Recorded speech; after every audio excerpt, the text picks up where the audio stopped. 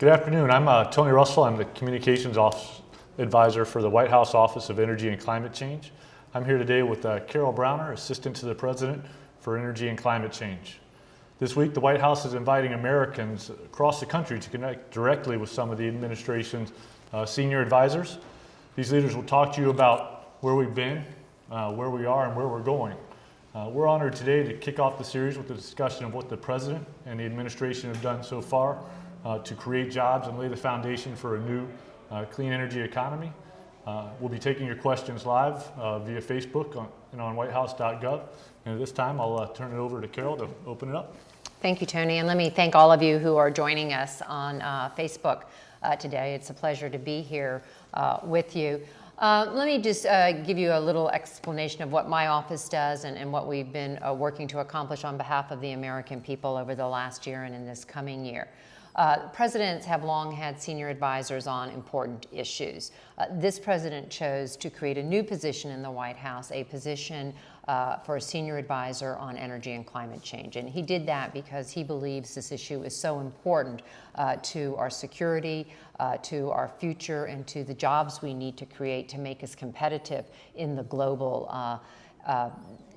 in the global demand for clean energy technologies. And so what my office has been doing is working closely with the president, working with cabinet members to bring to communities and to bring to the states and to bring across the country a real change in our energy future. And what that means is we need to break our dependence on foreign oil, we need to create a new generation of clean energy jobs, and we need to put a cap on the dangerous pollutants that contribute to climate change. Last year, we focused our work initially with Congress on securing dollars in the Recovery Act, over $80 billion for clean energy technologies. Those dollars are rolling out, the jobs are being created, and later this week we'll have a report on some of those jobs that will be available. We worked with the EPA and the Department of Transportation and all of the major automobile manufacturers to secure an agreement on the cleanest cars ever for the people of this country. The law said we needed to have cars that were 35 miles per gallon by 2020. We were able, by working cooperatively, to reach an agreement for 35.5 miles per gallon by 2016 and the first ever greenhouse gas standards. And what that means for Americans is that when you fill up your car, a gallon of gas will go further. And finally, we worked with Congress to develop comprehensive energy legislation. The House passed a bill earlier in the middle of last year, and now we're working in the Senate. Some of the committees have already acted in the Senate, and there's a bipartisan group of Senator Kerry, Senator Graham from South Carolina, and Joe Lieberman working to put together a comprehensive bill for consideration later this year in the Senate. So we think we're off to a very good start in terms of changing our country's energy future, and we look forward to the conversation today. Great. Now, we're getting lots of questions so far, so I'll go ahead and start with the question from Orlando Gutierrez. Living here in the Southwest, I really want to see a solar panel on every house and business. It is shameful that the rest of the world is bypassing us in technological prowess. So I guess this question is, what are we doing to maintain our competitiveness? Well, we agree. We want to see a solar panel, a wind turbine, wherever it's appropriate. And the single most important thing we can do to get those facilities in place is to give the private sector the kind of certainty and predictability that comprehensive energy legislation will give them. The reason we make investments in new technologies is because there is a demand, because there are people out there who want to use those technologies. Right now, we don't have those signals in place, and I meet with business leaders every week who say to me, I need to understand what's going to be required of me. I need to know that if I make an investment, that I'll be able to get a return on that investment. And so we've been working, as I said, with Congress to get comprehensive energy legislation, which would include things like a renewable energy standard, a standard that would say we're going to get so much of our energy from renewable sources. And we think that would really stand us in good stead in terms of driving the demand. And then We will be able to build the facilities here to manufacture the component parts of solar and wind farms, and hopefully lead the world in the global competition. Now, the president likes to point out that our country was at the forefront of creating these technologies, but we're not at the forefront today in manufacturing and selling those technologies, and we need to be, and we want to be. On Friday, the president announced almost more than $2 billion in tax credits for companies who are willing to make investments, create good American jobs to build these technologies. And that's an important first step. The next step is to get the certainty, and we get that through comprehensive legislation with Congress. Okay, Richard West, pardon me if I mispronounce this, Melquin, he asked a question about tax credit policy needs the production tax credit policy needs to be multi-year so that companies can invest in long-term renewable projects. Does anyone know if this has been done yet? This is obviously a very informed questioner here. There have, over the years, been production tax credits for wind farms, for solar, for other types of renewable energy. They have not been consistent. In some instances, they've been extended for longer periods of time for certain parts of the renewable industry, but not for other parts of the renewable industry. One of the things we were able to do in the Recovery Act is get greater consistency for these production tax credits. And let me just briefly explain what a production tax credit. Once you build your wind farm, you build your solar farm, when you turn it on, you have to actually make it operational, then you are eligible for a tax credit. And we do have some of those in place now, and I certainly agree with the questioner that these have been tremendously valuable in stimulating the investments in these new renewable technologies, and we want to continue to see those investments into the future. Thank you. Scott Hines asked a good question I've been asking myself, actually. What tax breaks can you suggest for the average homeowner that will provide some incentive for being greener? Well, there are existing tax credits, and I'm not the authority on it, so I'll refer you to an IRS website. But in the Recovery Act, we were able to get some homeowners tax credits. So, for example, if you replace, I think it's a certain air conditioning and heating systems, I think if you insulate your home, if you upgrade your windows to certain efficiency standards, there are tax credits that are available today. And as I said, I'm not the expert, so please don't do any of these things without checking with the IRS on what is eligible, because there are some really important instructions associated with these tax credits. But a real opportunity for homeowners who want to make investments in upgrading their houses. And what we've found over the years, and people who pay attention to individual homeowner energy use, is these can be quite efficient. In other words, you can get a payback in terms of a lower monthly bill pretty quickly for some of these investments. Well worth the dollars spent.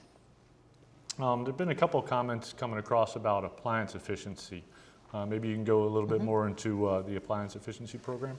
One of the other things we started last year under the leadership of Dr. Chu at the Department of Energy is to fully implement the laws on the books. There are laws in place requiring the Department of Energy to tighten efficiency standards for appliances, everything from household appliances, refrigerators, air conditioning, all the way to bigger refrigeration systems that you might see in a grocery store or a convenience store. And they are now on track. I think they've gotten several done in the course of last year, and on track to really fully implement a law that had been on the books for a while but hadn't been implemented. And those appliance efficiency standards, again, will result in real savings for individual consumers, and for the big commercial users, some important savings in terms of their energy use.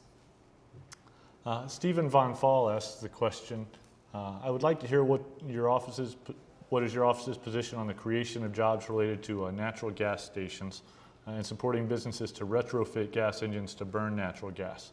This could be a very big winner for security of the climate and jobs. Is there anything in the works? We certainly believe that part of a comprehensive energy policy is breaking our dependence on foreign oil. And when we look at, what are the domestic opportunities, certainly the recent finds in terms of natural gas they're significant. They're much larger than anyone had anticipated, and we think they provide a real opportunity, not just in terms of vehicles, certainly for fleets. People are probably aware that a lot of fleets are starting to convert. Many have already converted their local fleets, their delivery fleets, to natural gas. There's a lot of work going on for longer haul vehicles in terms of natural gas. Natural gas may also provide a bridge fuel in terms of electricity production. Ultimately, I think where we all want to get to is more electric vehicles, cleaner, more efficient vehicles, but certainly natural gas is an important part of our energy future. It needs to be a bigger part of our energy future. Robert Simaluka, he makes the statement that green jobs, he talks about a study by American Society of Civil Engineers and an infrastructure report card that they did, talking about our infrastructure and its increasing age, congested highways, the sewage system. Perhaps you can talk a little bit about what we're doing to try and lead by example through the federal sustainability program and looking at ourselves to see how we can do better. The president signed an executive order on sustainability several months ago, actually, I think in the spring of last year. And what this requires is for each agency of the federal government, from the Department of Defense all the way down to smaller agencies, to take a look at their energy use and to develop plans to dramatically reduce their energy use, because we do believe that we need to provide examples, we need to provide leadership here in the federal government. And those studies and reports and plans are being developed, and I think will be announced relatively soon. And I've seen the early drafts, and it's incredibly encouraging what these agencies and departments want to do and the kind of reductions they think they can achieve. Just showing that there really are tremendous opportunities on the efficiency side. When we talk about our energy use and we talk about changing our energy future, we have to be mindful not just of all of the new technologies, which are incredibly important and position us in the global market for clean energy technologies, but we also need to talk about what we can do through efficiency. And as it turns out, there's an awful lot of things we can do in the near term that will help reduce our energy use, which means less greenhouse gas emissions and cleaner air for people to breathe. Sam Caldwell asked a question about plans for nuclear plants. Can you maybe talk about the role of nuclear in President Obama's plan? The president believes that nuclear needs to be a part of our energy future. I think if you believe, as we do, that climate change is a serious problem, it's a problem that needs to be addressed, then you need to be open to what are all of the ways in which we can produce energy in a clean manner. And so nuclear obviously is one of those. And we have been working with the nuclear industry to understand exactly what it is they need. We have not built a nuclear plant in this country in a long time, but we want to work with the industry to make that happen in the not too distant future. Holly Hoffman asked a question. Can you explain how this push for clean energy by making current energy sources unaffordable is going to positively affect our middle class and small businesses? Shouldn't we have first created an alternative energy source that was affordable and readily available to all citizens, and then made all other sources unaffordable? Well, I'm not sure I follow the question, but what we need to do is make sure that we're encouraging investments in clean energy. And the only way people are going to make investments in clean energy, the only way business people are going to make investments in clean energy, is if they know that clean energy can be sold and that people will buy it. And the best way to do that is to make sure we've given some clear rules and some clear standards so that industry can develop their technologies, they can make their investments in accordance with those standards. One of the things prior to being here in the White House during another administration, I ran the Environmental Protection Agency for 8 years. And one of the things I discovered in running that agency and implementing important environmental laws like the Clean Air Act is that frequently, when we debate how to reduce our pollution, whether it's air pollution or water pollution, we get concerned, and rightfully so, that the cost associated with those reductions could be high. But what history actually shows us is that once we make the decision and we set the standard, American innovation and ingenuity rises to the occasion, and we find a much cheaper way to solve the problem. There was a debate in this country back in 1990 about the hole in the ozone. It's that hole that allows the ultraviolet rays of the sun to come through and can contribute to increases in skin cancer. And we knew the chemicals that were contributing to that hole in the ozone. And there was a decision after much debate and much fear that we wouldn't have refrigeration, we wouldn't have air conditioning in our cars because the chemical was associated with refrigeration. But a decision was made to essentially ban that chemical. And what happened with that decision by Congress in that instance is that companies realized there was an opportunity, that the company who could invent, bring to market first the replacement would have an opportunity to sell that replacement because people weren't going to be allowed to use the chemicals they had been using. And if we think about our energy future, we need to create the same kind of opportunities. And I feel quite confident, based on the experience of the Clean Air Act and the Clean Water Act, that when we put in place those deadlines, those requirements, that what we're going to find is, once again, American innovation and ingenuity is going to rise to the occasion, and we're going to get a much cheaper solution to the problem than we can anticipate today. Patricia McGann asked a good question. She asked, please give us an example of what type of green jobs are being targeted by the administration, new green jobs. I know the Vice President just gave the President a report back in December on new clean energy jobs. Maybe you can summarize some of that?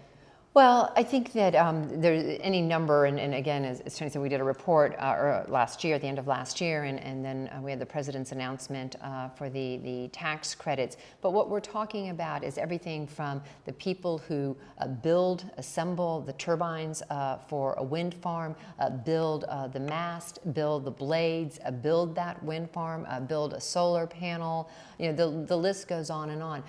There's one of the tax credits that we talked about earlier was for windows, for more energy efficient windows. Well, there are companies who build these more energy efficient windows that have been rehiring people because of this tax credit. In my mind, that's a green job. It's a combination of doing things that we've been doing and doing more of them, but it's also about creating a different type of job and a different type of skill set so that we can build the facilities we need here in the United States, whether it be a battery manufacturing facilities for battery operated cars, or it be the wind turbines or the solar panels, but also so that we can then develop an export market. There is a tremendous global demand for these clean energy technologies, and the United States needs to be at the forefront of meeting that demand. Those are good, clean energy jobs here in America. Eric Walters, he asked a question, what's the administration's stance on offshore wind development? The Secretary of Interior, who is responsible for the permitting and siting of offshore wind, Ken Salazar, put in place a process last year that will allow for those companies looking to develop offshore wind to move through the siting process and get the kind of permits. There's a lot of opportunity offshore to generate some important clean energy, and we want to take advantage of that.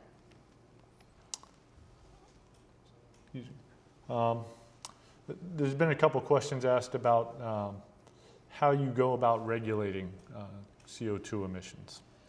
Well, what we believe and what the President believes is the best way to do it is to put a cap on how much of these dangerous pollutants can be in the environment, and then to use a trading mechanism. Companies that emit have to carry allowances for their emissions. They can make decisions to acquire those allowances or make reductions and therefore not need as many allowances. And this is based on a program we developed in the 90s for the acid rain problem that was obviously ruining forests in the Northeast. And what happened in that instance is the cost of reducing the acid rain, the SO2 that contributes to acid rain, turned out to be far less than people had anticipated, because you were using a market mechanism to find the cheapest reductions, rather than the government coming along and saying everybody has to reduce their emissions by 10, 20, 30, 40%.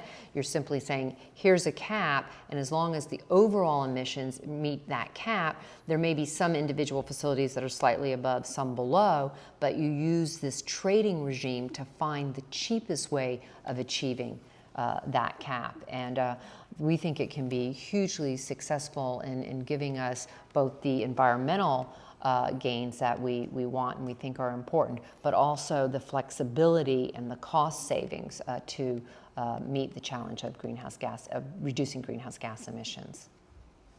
One question asked why we don't model our energy system off that of clean European countries. That's an interesting question. As I mentioned previously, I was served in another administration at EPA when we were developing actually this cap and trade system. And back in the 90s, we tried to encourage the Europeans to embrace a cap and trade mechanism for reducing greenhouse gas emissions, and they, at that point in time, were not interested in it. Today, they actually are using a cap and trade system, so they've actually been learning from us. Now, they're ahead of us at this point in time. We didn't do as much over the last, under the prior administration, and they were quite aggressive in putting in place the kind of standards to get the kind of capital investments to develop the workforce. But we're doing our level best to catch up now. Jason Colano asked, wouldn't having a firm international treaty that sets standards that our scientists at NASA and others recommend be a good way to start a global green economy? I think maybe a good opportunity to talk about the efforts at Copenhagen and other international programs. Well, I'm sure as many of you listening today know, the President in the mid part of December traveled to the International Climate Change meeting in Copenhagen. I had the honor of traveling with him. It was a very, very important turn of events. Not perhaps what everyone wanted when this process started, but what was important is you now have both China and India among the world's largest emitters of greenhouse gas emissions agreeing that it is time to do something. And that hadn't happened previously, and so we are very encouraged by the progress that happened at Copenhagen. It is not a binding legal agreement that was entered into. It is an accord, and countries will subscribe to it appropriately.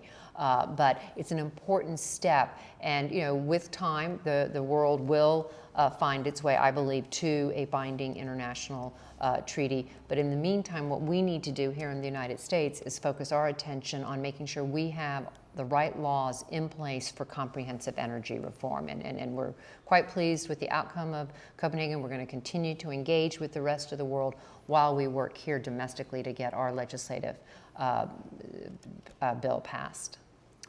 Here's another good question. Can you talk about environmental education's role in the rethinking that needs to happen in order for a shift to take place in terms of how we treat the resources we have?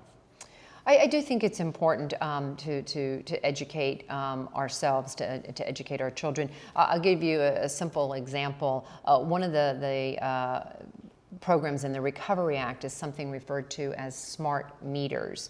And what smart meters do is give us as consumers the opportunity to understand within our home how we're using energy, when we're using energy, can we use a little bit less energy. And what the studies have found is that when people become aware of how much energy they're using, they make decisions to use their energy more wisely.